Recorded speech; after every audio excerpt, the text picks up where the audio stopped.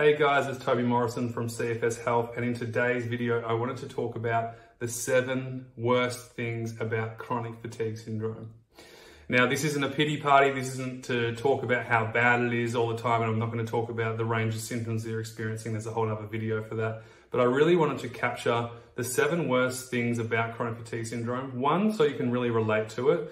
2, so you can feel understood for the first time and probably ever, because I know a lot of people don't feel understood and have never really met anyone who's been through it. And 3, to share a spotlight on what you're going through, so you could maybe send this to some friends or family who might want to understand your situation a little bit better. And hopefully you nod your head to these, and in no particular order have I put them in. So what I'd like you to do at the end of this video is to comment the one that's most annoying for you.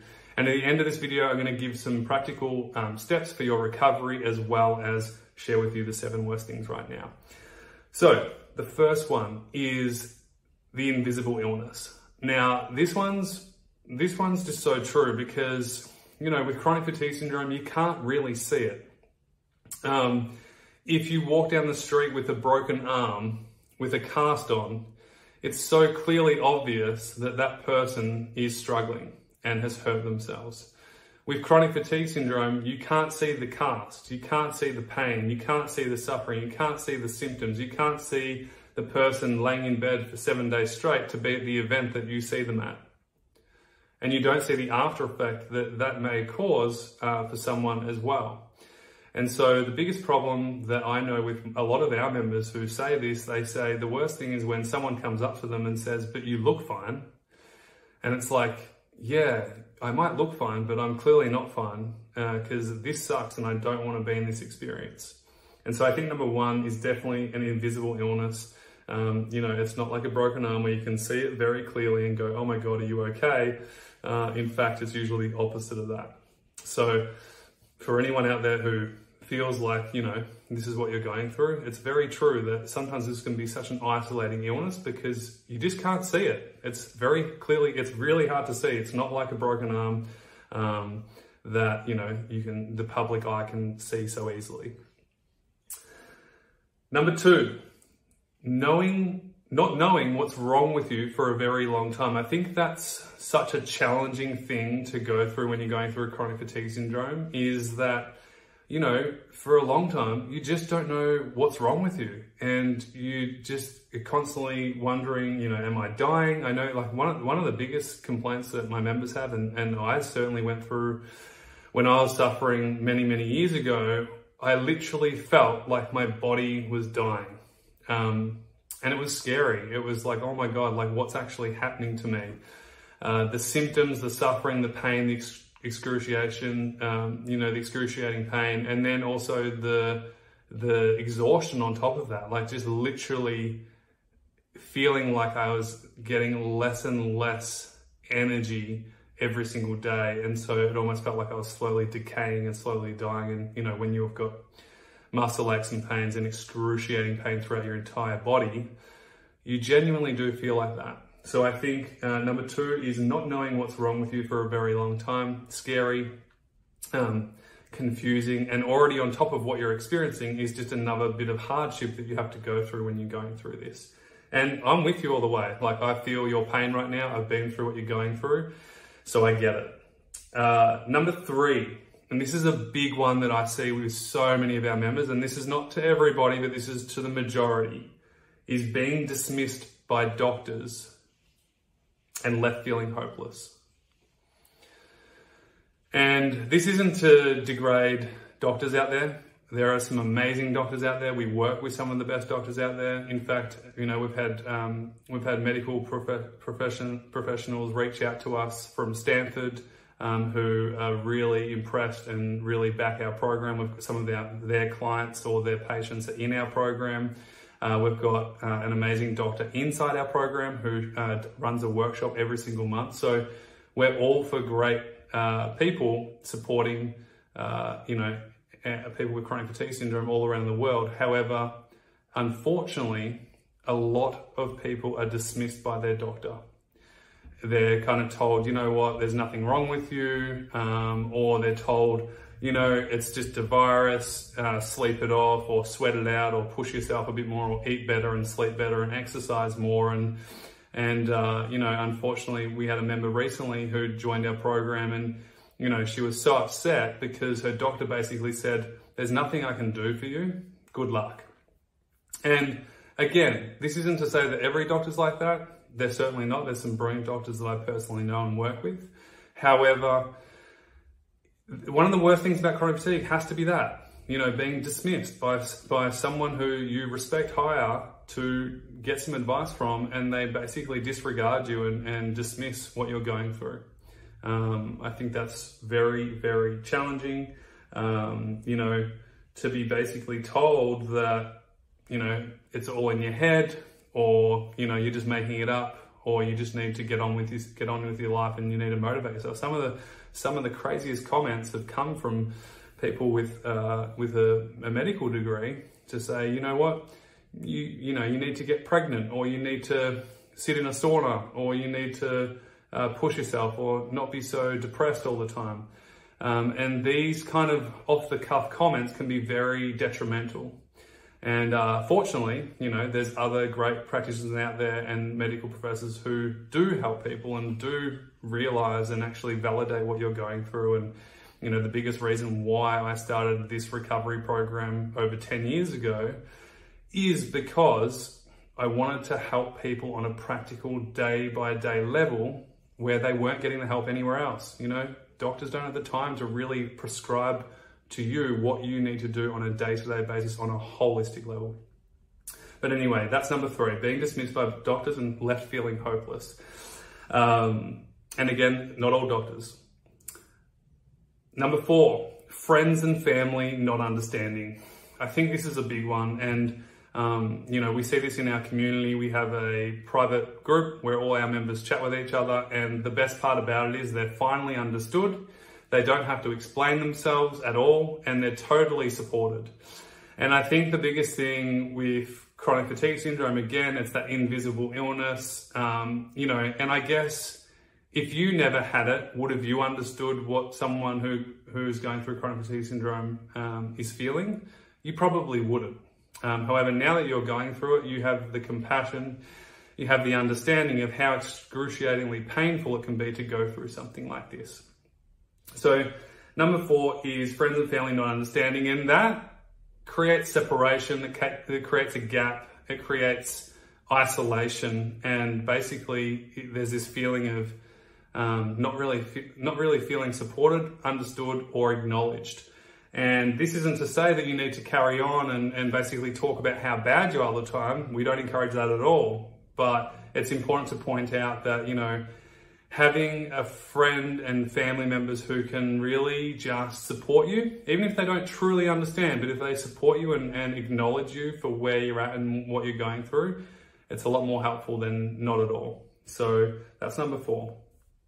Number 5 is a big one. This is guilt. The guilt that you experience for going through this illness in the first place. A couple of things here. And we help people with guilt. This is one of the first things we help people with in our program, is really dealing with the guilt, because one, guilty for getting sick in the first place. A lot of people beat themselves up for getting ill in the first place, and they blame themselves. We need to stop that completely straight away, because you didn't do it on purpose. You know, it's not like you forced yourself to get sick or you wanted this in the first place. You didn't. This is the last thing you wanted. People who get chronic fatigue syndrome are not lazy people. And that's a common misconception. A lot of people think, oh, it's just lazy people that are tired and depressed. No, it's people who want to do everything. It's people who are type A personalities. It's people who tend to want to get every bit out of themselves in life. And that's the type of people this affects. It doesn't affect lazy people. The guilt also of letting family members and friends down. I think that's a big one. And you're probably nodding your head at home going, yeah, that's me too.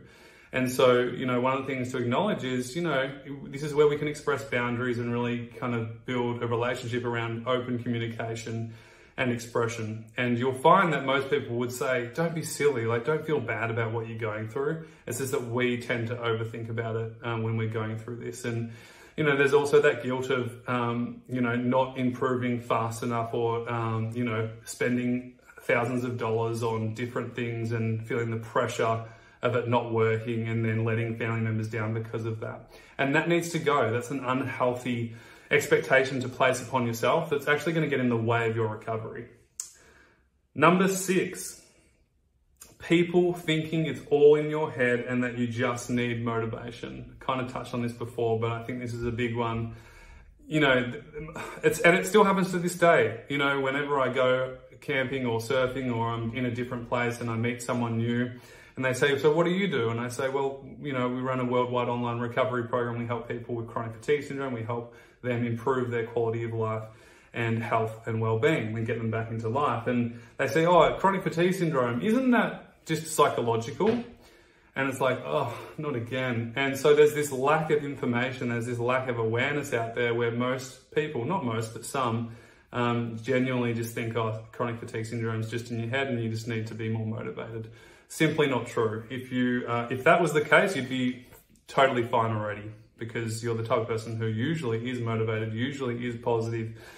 If you could, you'd be doing everything right now. Yeah. So again, that is one of the worst things about chronic fatigue syndrome, is when people say that. And then 7, I think this is a real tough one too, is not knowing what to do or how to do it in terms of recovery. And this is where, you know, you're trying a million different things, you're overwhelming yourself all the time, you're, you know, listening to so many people's different advices, and you're just feeling overwhelmed with what to do. And sometimes trying too hard is actually getting in the way of you improving. And that's sometimes what we work with our clients, is actually subtracting. Stop trying everything, stop trying so hard, and actually let's get back to the basics and do what's going to work and move you forward. So I think that's one of the hard things too, is like kind of searching for answers and trying to find that quick fix to get better, and trying to find that person or that savior or that magical pill that's going to be the answer. And unfortunately, it's not. It never is. It's the work that you do with yourself and the support around you that's going to help you the most. And so I want to share with you here, you can read them there. If you want, take a screenshot. They are the 7 worst things about chronic fatigue syndrome. And what I want you to do is share with me below what's the one that stands out for you, what's the one that stands out for you. Now, please keep it clean. This channel is a positive, proactive channel. This is not to rant or to negatively vent about what you're going through. It's a place to feel supported, understood, and totally you know, we get you. We know what you're going through, and it's not easy. And so sometimes it's important to share this with the spotlight on it. And so these are the things that you can share with your family and friends. Feel free to share the video to them to help. And what I want to say and leave you with, to finish with, is that recovery is possible. Improvement of your life and quality of life is possible. And so whilst all these things are really hard, and yes, all of this really is hard, what we find is when we stop focusing on all the things that suck, but actually start to focus on what we need and build from there, amazing things can happen. And it might not be overnight, but it can be over time. And we see it week in, week out inside our program with our members, always sharing their wins about, you know, they feel stronger, their pain's gone down, their energy levels are going up, their strength and stamina is getting better, you know, going from not being able to leave the house to then walking every single day and feeling a lot better for it, going to events, starting a family, starting work again, playing sport again, better mental clarity. And what we find is when we help people focus on their health, their symptoms start to decrease over time. But if we focus on their symptoms and try and manage everything, well, we're not really progressing. We're just kind of like sugarcoating the actual problem. And so one of the biggest things that I want to leave you with is you need to focus on a foundation level of your overall health and well-being and start to improve from there. And what I want to do is actually leave you with a free training.